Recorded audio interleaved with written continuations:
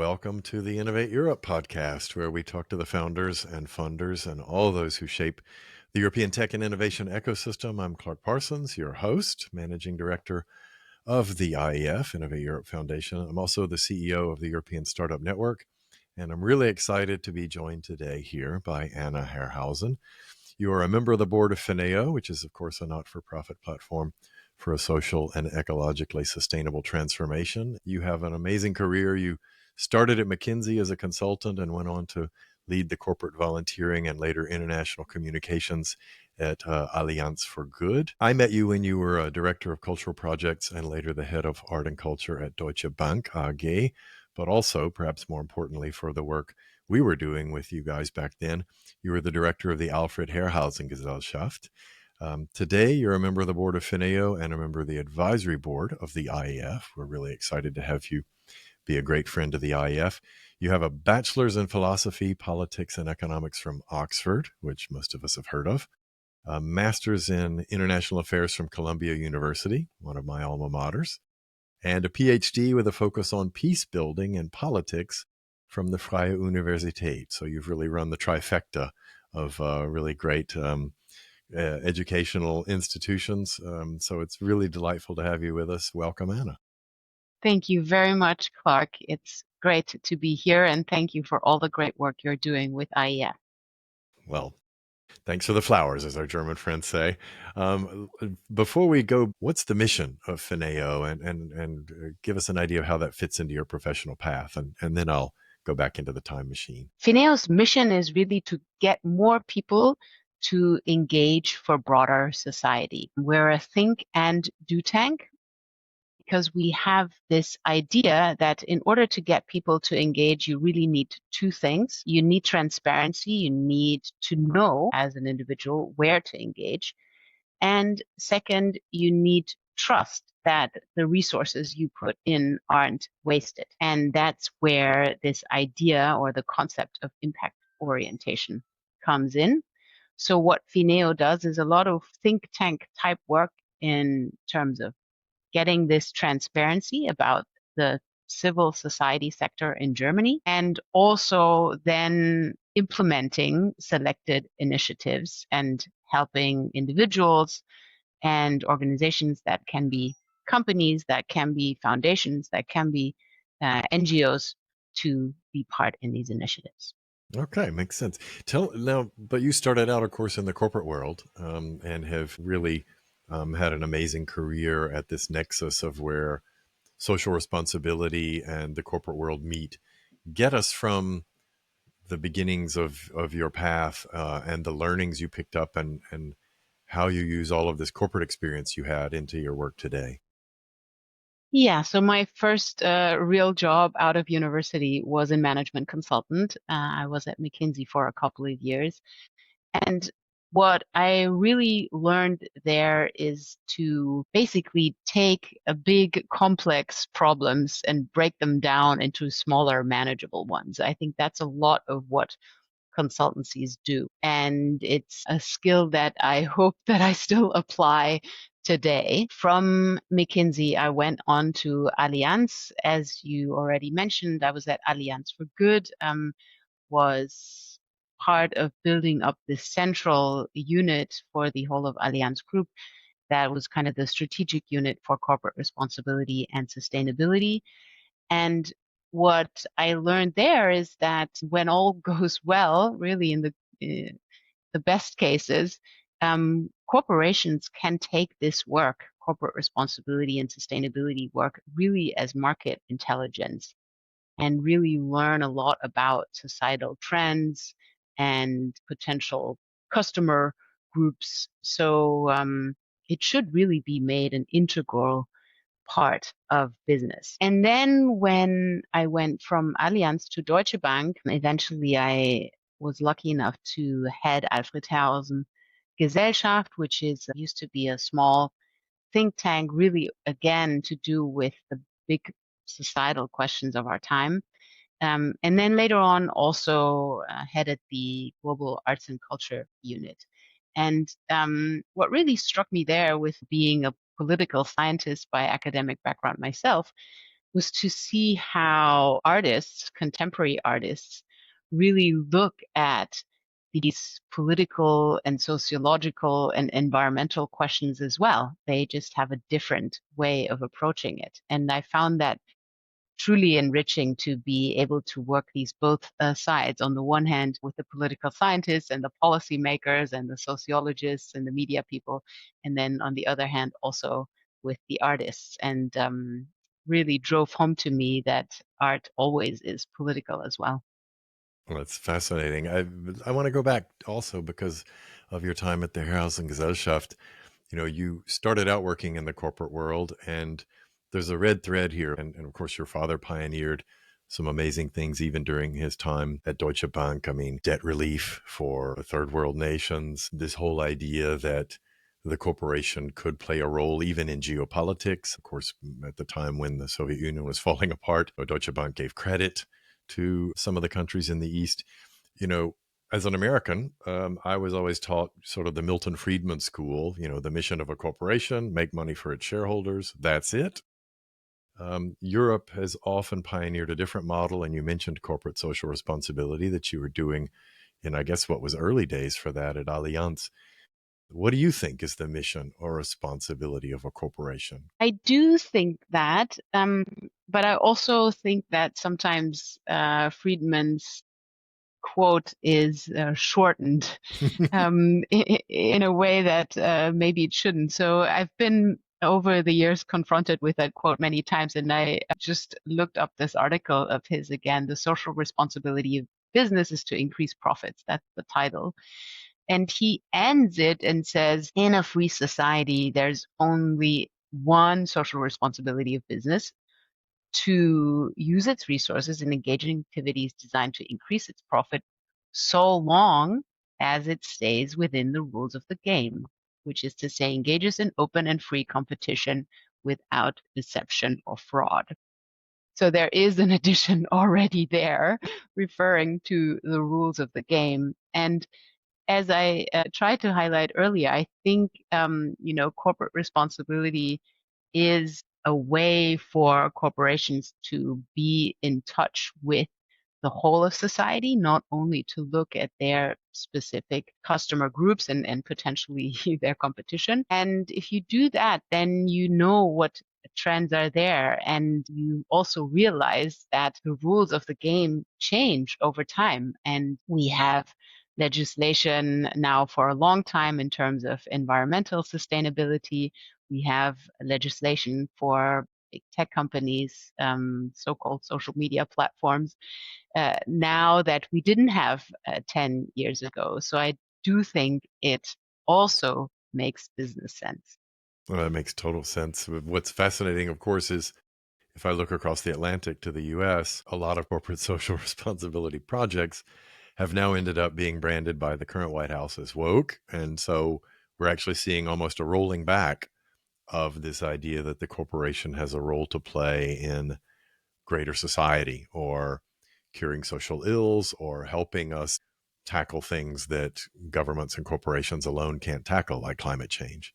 So, do you think we're going backwards right now, or do you think this is just hopefully a temporary aberration? Well, I think the US, unfortunately, is really going backwards. And I think that has to do with the fact that Donald Trump is not there to be the president of the whole of the American people, but his project is really to become an American king and to take revenge on his political opponents.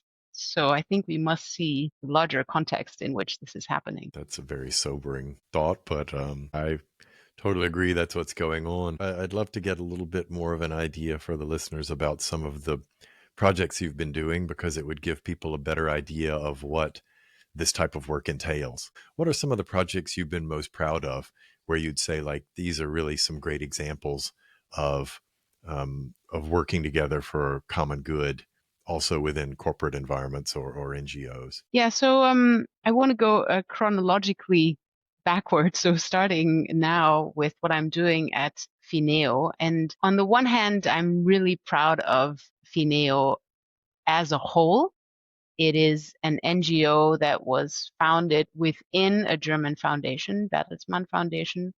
15 years ago, and that was then spun out, received quite a comfortable initial support through Bertelsmann Foundation, but then eventually had to prove itself in the market and, in a sense, swim more and more on its own. And that has worked. And that is already something that especially my colleagues who were there from the beginning or for some years should be really proud of. And for me, I'm now there for almost a year and a half. What I'm proud of there especially is that the term impact orientation, which was contested also in the very beginning when FINEO was founded, now really is a standard for civil society in Germany and all the players, foundations, and also corporations in their corporate responsibility work, for example. And then in the beginning of this year, we saw the term impact orientation even make it into the coalition agreement of the new federal government.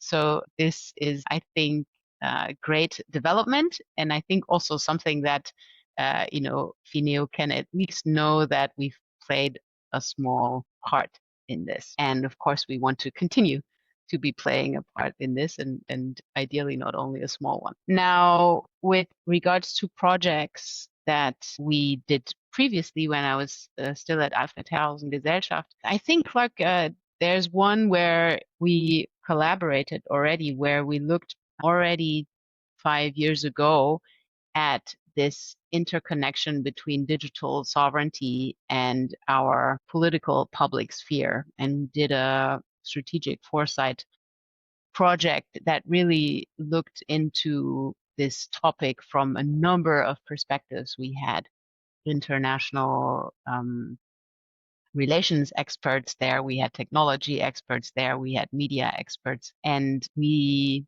saw some of those developments that we're seeing today with polarization and disinformation already back then. And we also, of course, advocated for some of the things that we need to counteract this type of societal fragmentation and polarization, and that being either on the legislative or regulatory side, and also in the sense of really strengthening our own European innovation ecosystem. And that makes me proud to have been part of an effort that kind of fleshed out these topics before arguably they were mainstream. And I hope that we could therefore also contribute to some of these efforts in order to bring the genie of those big platforms perhaps back into the bottle again, or to at least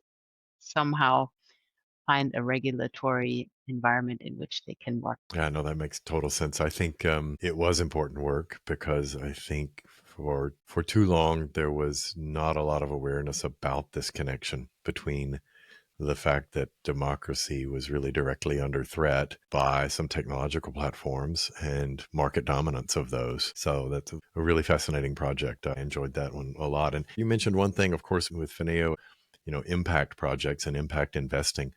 Give me an idea for those who aren't familiar with what, because that word has so many meanings to so many people.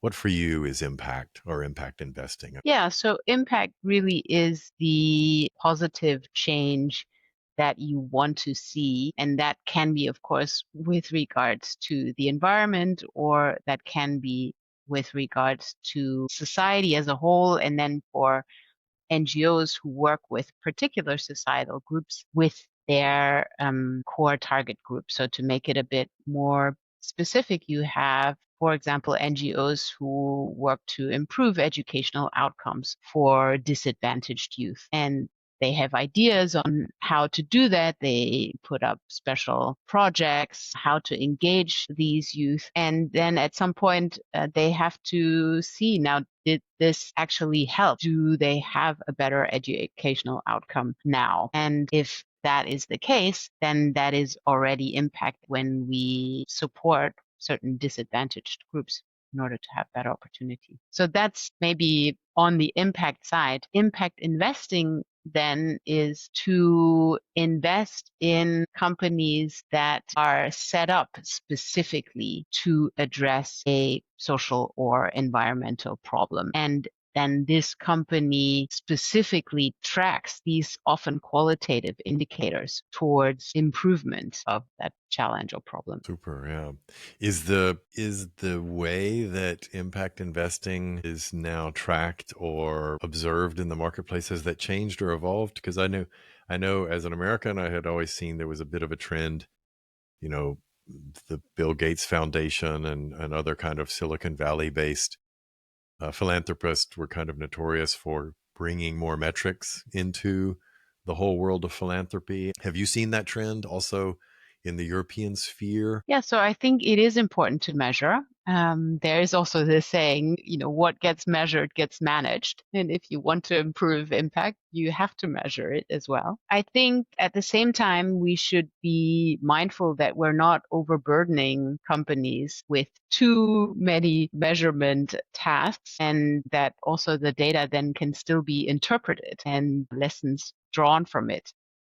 We at FINEO have a project together with the Social Entrepreneurship Network Germany and also with Bertelsmann Foundation called Impact with 2M, where we basically have a playbook for startups, and we try to really adjust kind of the depth and complexity of impact tracking to the maturity of the company so that we don't overburden very young companies, and at the same time we help them to really instill this impact orientation and therefore also impact measurement and management systems into their business model from the start. Super. You've mentioned so many of these organizations. You really are active as a board member of a lot of different organizations. I'm curious to know how you interpret the role of a board member, and what's a normal workday like this for you. I've been asked to join these various boards, that at IE.F or, for example, at Hertie School or recently at the Wissenschaftsstiftung Ernst Reuter, because I do have these varying backgrounds in political science academically, then a number of years in the business world, and now a number of months in civil society. And therefore, I do speak these different languages, I think, at least to some degree, and are therefore able also to build bridges and to bring in the perspectives of the sectors and the stakeholders that are not naturally represented at these organizations. So I use my role really as someone who looks perhaps a bit from the outside onto day-to-day operations and management, and provides a mirror to management of what they are doing and makes suggestions, has ideas of what other perspectives can be brought in or where the work can also be relevant. Yeah, so it's really a bit of I guess, broadening the horizon from the day-to-day work. And I know that, we at FINEO also have an advisory council and we have our supervisory board, and we highly benefit also from the diverse views that these people bring in. I will never forget, I think we were having an IE.F dialogue one day, and most of the people in the room at that table that day were techies, and you made a really fantastic observation. I think you noted that you had recently been in a foreign relations context at a meeting and noted that nobody there was talking about any kind of tech agenda or, Europe's place in the tech world, et cetera. And it was really, a light went off for everybody to realize, we really are siloed here. When you think about the different realms you're moving in, and I love this idea that you noted of being kind of a bridge builder, what are some of the realms that you think still aren't talking to each other enough? What are some of the areas where you find the most siloed areas that could maybe benefit from more bridge building or talking to each other? Yeah, so surprising as it may sound, currently I think that business and civil society are still not talking to each other enough, even in Germany. And I think that is a problem because we do see our democracy in Germany, but also in Europe and internationally, severely under threat. And we know that civil society organizations are often at the forefront of defending democracy. And they're also at the forefront of ensuring that the foundations for democracy are there. They're really kind of the glue that holds society together. And here, I think business is often not aware enough of that significance and not aware enough that in Germany, with, yes, on the one hand, all the current challenges that we may have in terms of economic competitiveness, but still we are blessed in a sense and enjoy a good life. And I think we forget how much we're kind of indebted to those people who really make sure every day that we have this societal glue still. That's a really great point. I mean, democracy really is increasingly under attack, depending on how seriously you take what's going on. What do you see are some of the biggest strengths and weaknesses in Germany and Europe right now in terms of our democracy? What do you see are some of the strengths or some of the things that are giving you hope about Europe and Germany in regards to how it's defending its democracy? So there's a lot that gives me hope. Thankfully, with my position at FINEO, I get to interact with so many people every day who are trying to strengthen democracy in various different ways. So I mentioned already this idea of impact orientation also for government, the way that government works.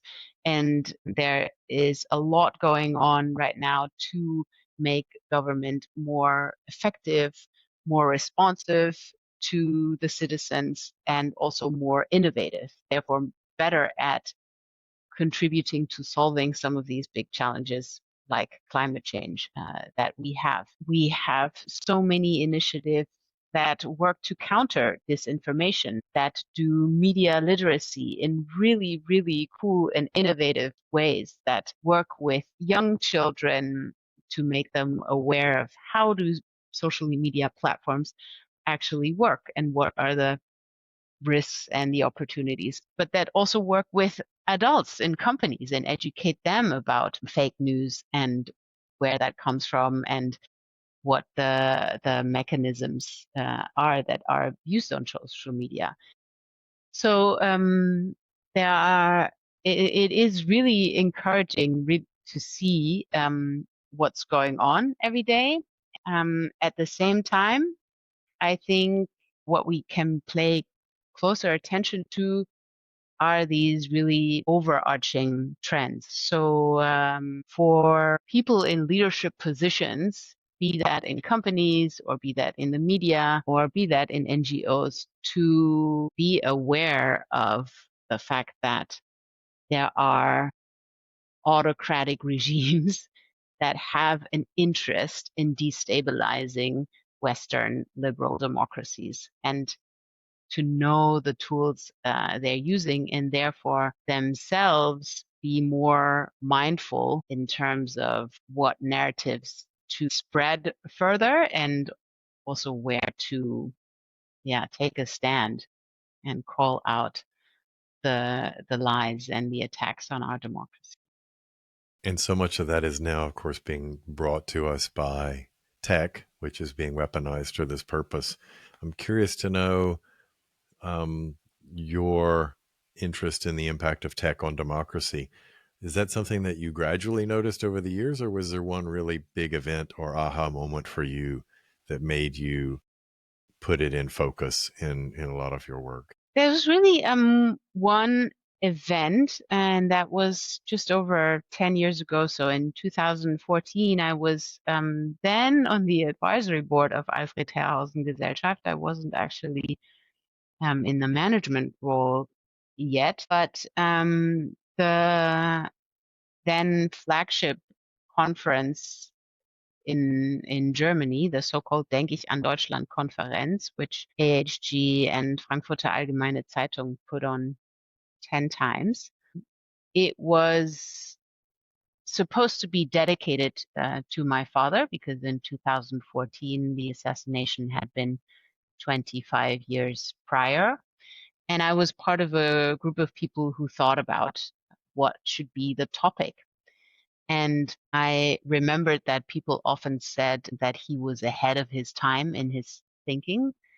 So we wanted to take a topic that was kind of, a figure of the future. And therefore, back in 2014, we chose digitalization as the core topic of the Denke ich an Deutschland conference.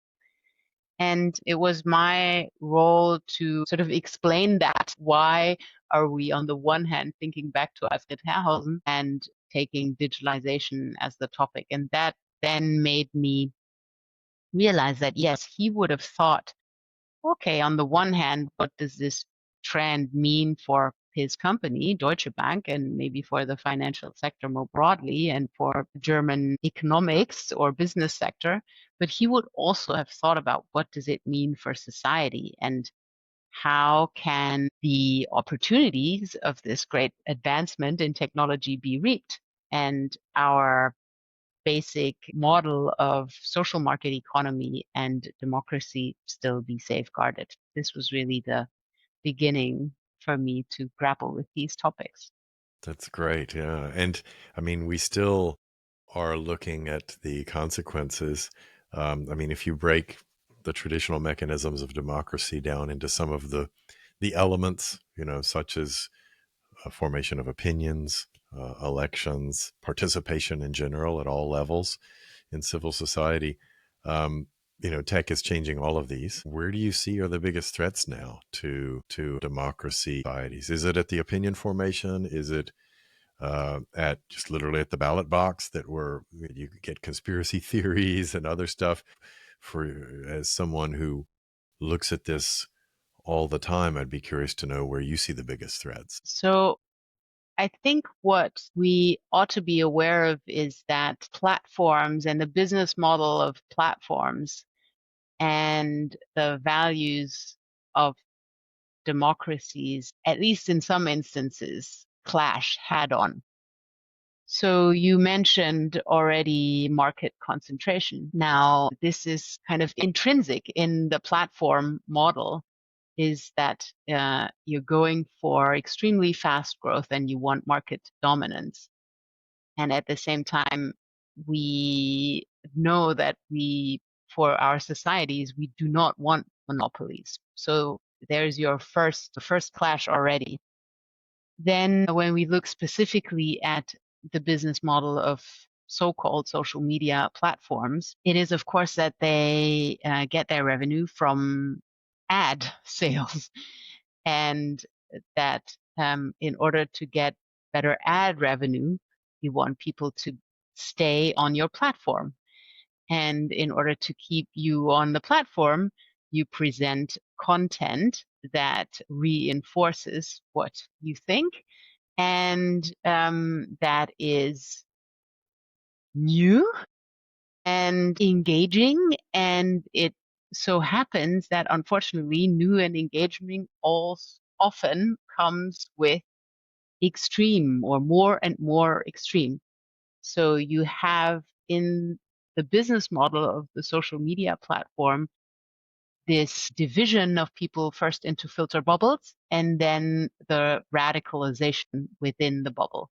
And that, again, is a clash to what we need for our democracies to function, because we need actually to find compromise in the whole of society. We need deliberation and we need dialogue from people with differing views. And I think this is something that has been overlooked, or at least not in focus enough, in the early years of these platforms coming onto market. And therefore, we've been late in regulating them, and now we're struggling with the outcomes of. To your question in terms of participation in democratic processes, I don't actually have a pan-European or even more international view on current data. But what I do know for Germany is that we've had a rise in electoral participation over the past years. What we see, however, is that a lot of this has gone to the extremes. So people who maybe before had some kind of fatigue and did not want to vote, they're unfortunately now so angry at uh, the system, quote unquote, or the forces in the middle that they do go to vote and they vote for the extremes. So it's a strange development, or the relationship between more democracies and more participation is at least not as straightforward as we would have liked. Makes sense. You mentioned the regulation. One of the primary tools that the European Union tried to implement to find a way to get some kind of guardrails democratically on the platforms was the so-called Digital Services Act, which, we always see the EU issuing orders to X, Twitter, and them being ignored. It feels like. What's your take on the Digital Services Act? Has it had any impact at all? Do you see any kind of positive benefit from its effect? We mainly just hear the people like Elon Musk complaining about it. I'm just curious to know if you think it's effective at all, because there was a lot of hope placed on it that it would be one piece of a way of getting more transparency and more fairness and more democracy into the social media world. Yeah, so I think unfortunately it's still early days, right? I mean, the legislation came into effect, I think, early last year. So we've had about a year and a half of it being in effect. And I think we already have more than 20 cases where the European Commission has either used its powers of investigation and issued information requests, or has even launched formal proceedings. I think also we must differentiate it with what can the DSA actually do and what is it supposed to be helpful for. So under the DSA, online platforms can be ordered to take down illegal information, but for everything else that is not illegal, and not all misinformation is illegal, the requirements are by far not as strict. So what platforms have to do here, especially the very large online platforms that have 45 million or more users in the EU. What they have to do is they need to publish how they moderate content, and they have to do regular risk assessments. And the idea is that through that, they will also help in creating a better information environment. And then also going back to the first point in terms of how long has the legislation been into effect, I think it's important to see that the Commission really stays on these issues. So the DSA itself was devised under the previous Commission, but now under this one, a new program is being set up, the so-called European Democracy Shield. And what this is supposed to be doing, among other things, is really look at and ensure that legislation does get implemented and enforced. So the DSA, but also the AI Act, for example, or the Media Freedom Act. A lot of these things that the EU and Europe are doing have gotten a lot of criticism from the US. I think of Vice President J.D. Vance coming to the Munich Security Conference.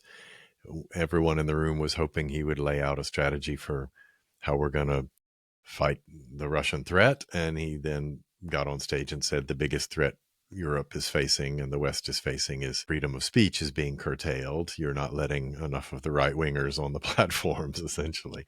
But actually, even on the public consultation in Europe for this democracy shield, there have been a lot of fear expressed that some of these measures are going to be curtailing freedom of speech or freedom of the press too much. How do you respond to that? How should those fears be addressed? I don't think that asking for some kind of guardrails is curtailing freedom of speech the way that Vice President Vance does, but of course, we need a good answer to that. Yeah, I don't think that either. I agree with you there, Clark. At the same time, I think we must just start by acknowledging that it is one of the core questions of platform regulation, exactly how to navigate safeguarding free speech on the one hand and fighting disinformation on the other.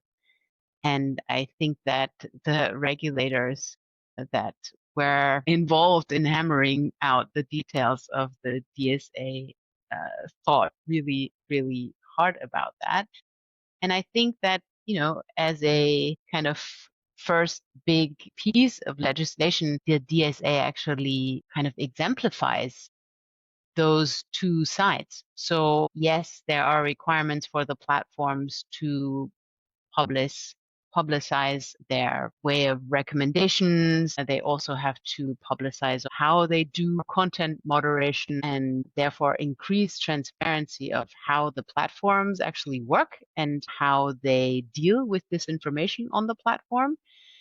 And at the same time, there's also rights of individual citizens and users enshrined in that regulation. So when illegal content is supposed to be removed from the platform, the person who has put the content there can still challenge the decisions, right? And there is proceedings on that.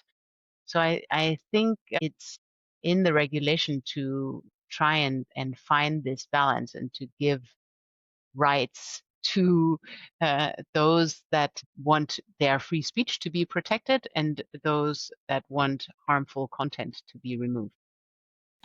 Speaking of harmful content, of course, in the AI age, we're now getting into the area where you can often see biases sometimes baked into these systems.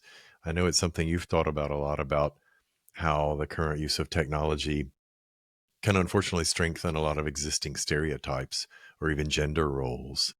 Where do you see technology's role in this? It's something probably even harder to correct than, for those who aren't familiar perhaps with the German legal system, you know, content that is talking about National Socialism in any positive way is actually illegal. For Americans, that's quite a shocker because we're used to sort of anything goes. But German post war society was built on the fact that there was no tolerance towards any kind of, Nazi ideology, etc. That's really cut and dry, and you can sort of know that when you see it and maybe perhaps fight it, even if you're running a platform. But when you get into reinforcing stereotypes or when you get into gender bias or other things, also in the AI realm, it's also really difficult. Where do you see the current use of technology? Is it playing a role in these problems as well? So I think algorithmic bias is one of the main issues to be aware of, and that can go for gender roles, but also for all other kinds of features. So that is just a ever present issue for these algorithms because they're trained on input data, and therefore it's really important how the input data is selected. And then, of course, there is reinforcement training. So that's a second step to be looked at. But I think this, just requires a lot of awareness and probably also cannot be solved once and for all. With regard to gender and technology, for me, currently two things are important. So one is just if we look at women in leadership positions, if we look at business across the EU, across all sectors, we have about, I think, 35% on average women in leadership positions. In the tech sector, we have just under 20%. Um, so I think that's just something to note that we should be aware of. And in my mind, actually also should act to improve better representation of all of society in this sector, because it is the sector that we put our hopes on for the future. We already have acknowledged that it has so many implications for society in general. So representation in that sector for me is one important topic. And then when we look at social media, what we see here is that also the extreme political forces, especially right-wing political forces, are strong and better at using social media for their aims than the democratic center is. And the extreme right is also the political force that is advocating for a quote unquote traditional societal model, with the so-called traditional family being the bedrock and the father going to work and the mother being at home with the children and taking care of the household. And there we see this, very specific gender role coinciding with a political agenda. And this is, I think, also something that we should be aware of and not get carried away by these beautiful images of these beautiful cakes that are being baked. Agreed. I would like to get a couple of quick thoughts, and we have a lightning round of a couple questions. But talking about this notion about career guidance and where one goes, I'm sure you're often asked for advice on people should construct their career, especially also, I imagine a lot of young women come to you. What's some of the advice you find yourself giving the most when people ask you for career guidance? Ooh, I actually, when I get asked, I think back to my time in graduate school, and we had mandatory career counseling there. And I found it so intimidating. There were these guidance counselors who, looked at our resumes, and they were all about it has to have this red thread and it has to tick all these boxes. And I thought, I'm 20 years old. How should I have ticked all these boxes already? So I think my first advice would be to relax. My second advice, and this sounds really cliche or corny, would be to follow your dream and be authentic. And it is really hard actually to figure out what your dream is. And if you don't have this at the forefront of your mind all day, that's also okay, I think. So to sum that up, I think it would be just also be patient. Very cool. Good things come to those who wait. If you had to start over, what sector do you think you would pursue a career in? So I dare say you followed your passion and you've been authentic, etc. But the world changes. If you found yourself 20 again, do you think you'd be going into a different sector? Where would you go? Yeah, so alternative me is a professional athlete. Aha. A particular sport? I was quite close to that jump off point at some point in rowing. Wow. I was in the Oxford 8, so maybe that. But when I was 4 years old, my first wish, when people ask me, what do we become as an adult? I wanted to be was it horse jumping? Huh. That's what I was really into. These are two Olympic sports here. So I think I dare say you'd be an Olympian if you started over. What's something you love about Europe? You've been a European. I mean, you studied in New York. You've been around the world. I know you love Europe. What is it Yeah, you love I about it? love the cultural history. It's amazing. I think that we can visit places and see things that are, 2,000 years old or even more. Great. What's the best piece of advice you've ever received?